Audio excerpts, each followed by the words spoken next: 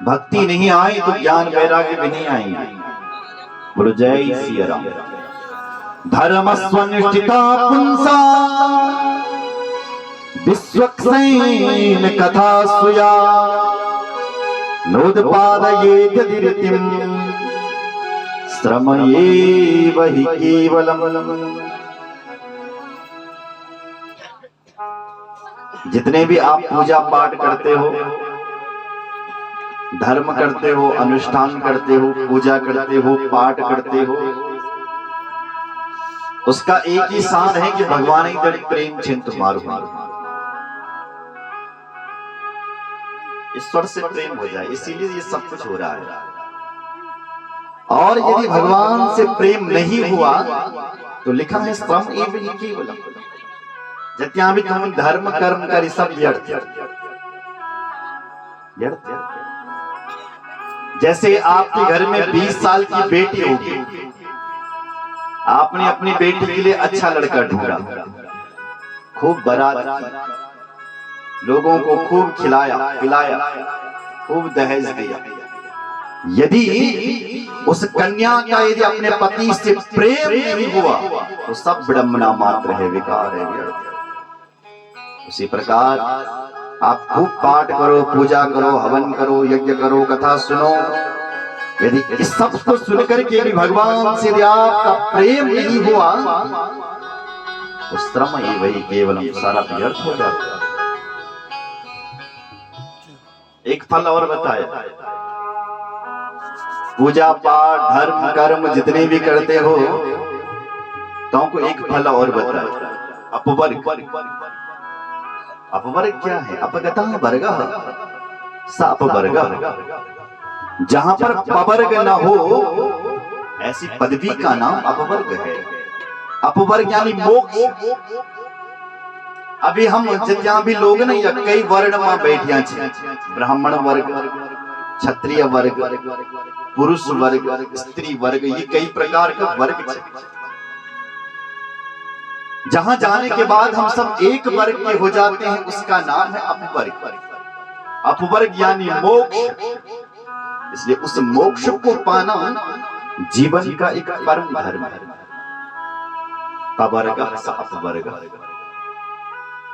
इंसान पवर्ग में बैठा हुआ है, आपा बाबा। पवर्ग मतलब पा मतलब पाने की इच्छा। हर व्यक्ति यहाँ पाने की इच्छा करता है, ये काम करूंगा तो ये पाऊंगा। अगर मोक्ष हो गया तो परम पाना मोक्ष है। पा के बाद फलासा, ये काम करूंगा तो ये फल ये पाऊंगा। अगर मोक्ष हो गया तो सबसे बड़ा फल मोक्ष है। बामन बंधन।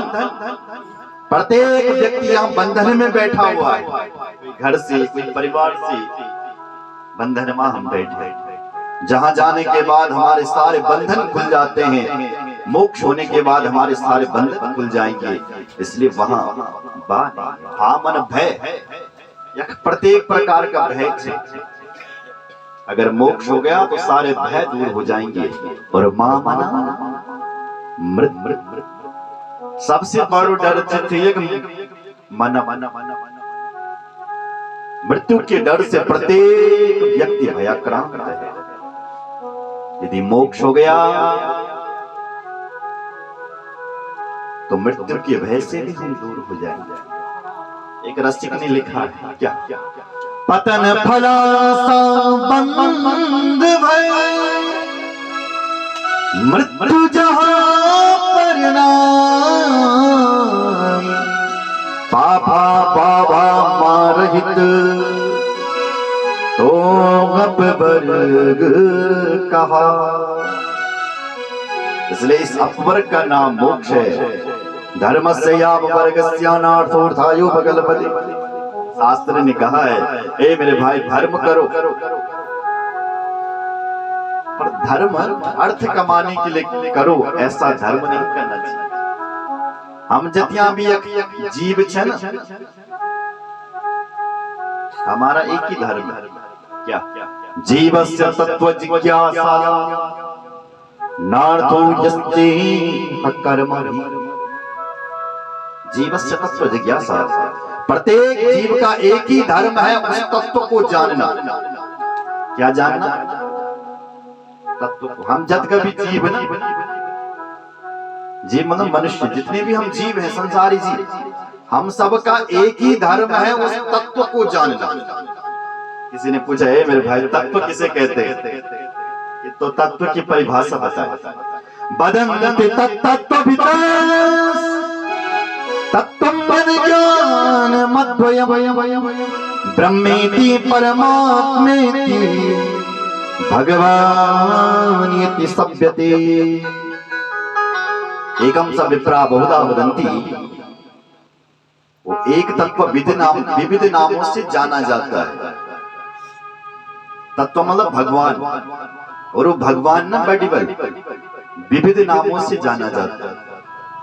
ब्रह्मेति, परमात्मेति, भगवान। जो ज्ञानी है ना, ज्ञानी, उस भगवान को ब्रह्म कहता है।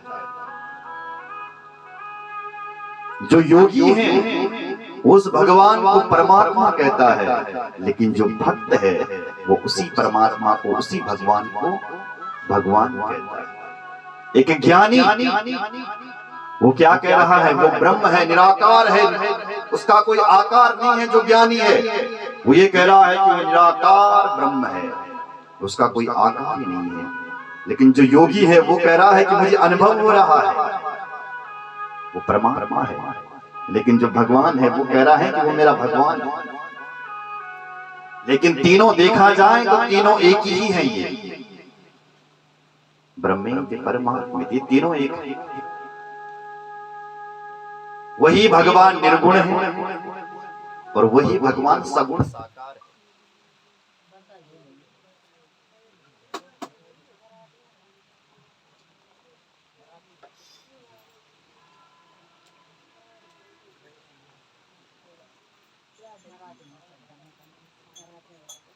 श्रीमन्नारायण नारायण